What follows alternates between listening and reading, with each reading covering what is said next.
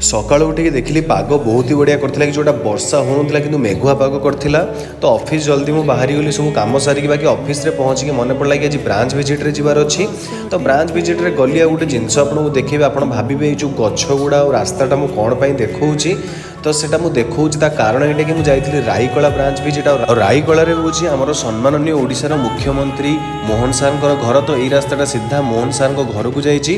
तो परे केतबेले फ्री हेले मु सियोर ए टूर गोटे सेपरेट वीडियो आनिबी। तापर किछि टाइम ब्रांच विजिट कला पर टिके भोक लागिथिला तो गोटे देसी वाला खाइबा पूरा खाइली जोटा कि मटर मुढ़ी आ पियाज मिसेई गोटे बढ़िया चटपटा दुकान आनली। तो पहाड़ पर्वत आ झरणा नदी आ सब गछ लतार परिपूर्ण पूरा केउंझरटा केते सुंदर देखाउछि आपण देखि पारथुबे। तो ए जिनस को देखले तो आत्मा पूरा शांति हो जाए और ताठू आउ गोटे जिनस को देखले जोटा कि आत्मा और मन पूरा शांति हो जाए जोटा कि प्रभु श्री जगन्नाथ को रथ उपरे देखिले। तो आपण मैंने देखिकी भी जदि आपन आत्मा शांति तो प्लीज कमेंट सेक्शन में जय जगन्नाथ लिखि।